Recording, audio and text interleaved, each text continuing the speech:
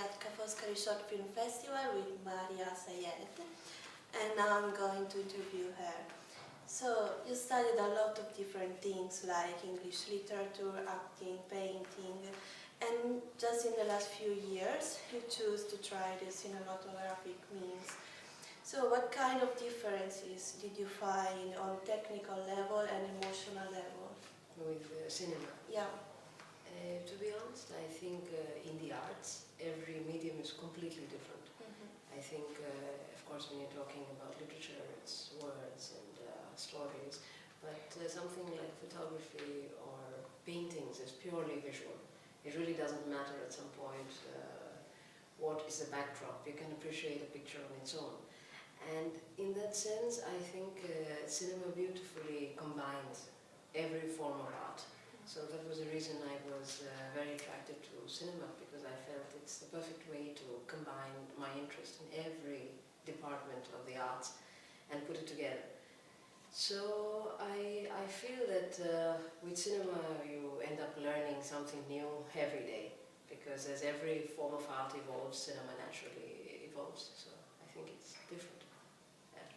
Abida is a short film about the women's rule in your country, and that, in countries that had experienced terrorist attacks in general. And did you have this vision about women while you were in India, or did you elaborate it when you came to live abroad?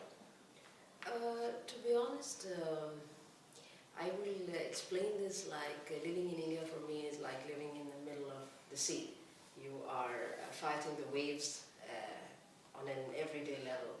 But when you move away from your country, at the time I was living in London for a few years, you tend to look back at your country with a certain distance, a certain level of disconnection in some way. So it's like sitting on the shore, you can observe. So I think this combination of being really in the middle of things, because I've never lost contact with my country. I'm always there at least a couple of times a year. And to have that distance allowed me to have a certain level of objectivity when I was telling the story, though it is very moving for me personally, but I still wanted to have that level of distance, which is why you have the journalists and how they observe the woman, the lead.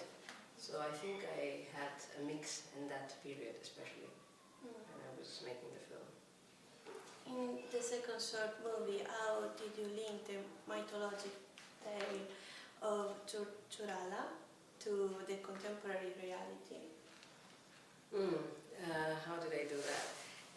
Actually, when I remember I discussed with him when we were working on the film together, and essentially I was always moved by this mythological story in particular about this woman who needs to become a man in order to be heard by her husband.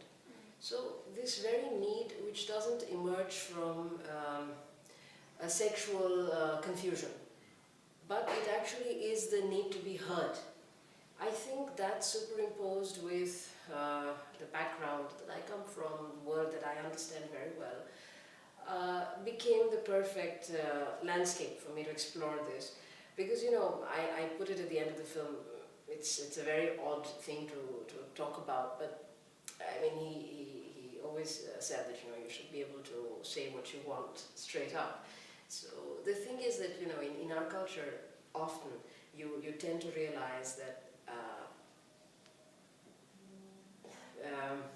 having a son is actually a requirement.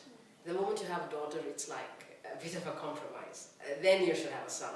So of course, if you've grown up, I'm the only child and I'm a daughter, of course, so you tend to feel a little dejected, a little sad, because you want to be respected for who you are and not as something that you could be. So in that sense, I think it became the perfect way to explore the mix of mythology and how it is so relevant even in contemporary India, unfortunately. So in that sense, I think we tried. Yeah, I think you did So the last question. Your will to put women at the center of your films is born from a need to awaken the audience, especially Indian viewers, or it's more of your personal need? To be honest, you know, when I start thinking about a film or I write something or one is filming, I don't think you have specific things in mind. You just largely follow your heart, your instinct, and it's this burning desire to tell the story at that time because it's coming from within you.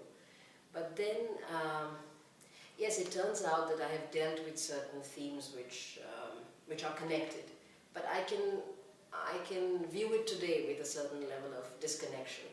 But when I'm making the film and when we're at work, just do it because you follow what you want to do, and then later probably you can make sense of it.